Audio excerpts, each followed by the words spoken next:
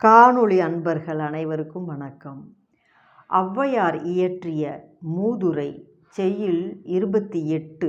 தலைப்பு வறுமையிலும் செம்மையுடைய அரசர்.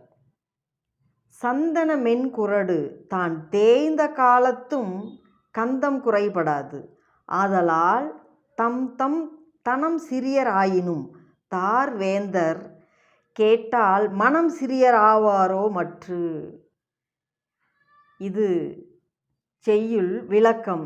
சந்தனக்கட்டையானது தேய்ந்து தேய்ந்து மெலிந்து போனாலும் தான் தேய்ந்து போன காலத்திலும் அதன் மனம் குறைவதில்லை.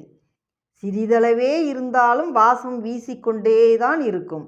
அதுபோல மாலை அணிந்த மாபெரும் மன்னர்கள் தங்கள் ஆட்சி வீழ்ந்து வறுமை ஏற்பட்டாலும் அந்த வறுமை ஏற்பட்ட காலத்திலும் மனம் குன்றியவராக மாறமாட்டார். அச்சமயத்திலும் பிறருக்கு வழங்குவதில் தாராள தன்மையுடன் இருப்பார்கள் என்பது அழகான விளக்கம்.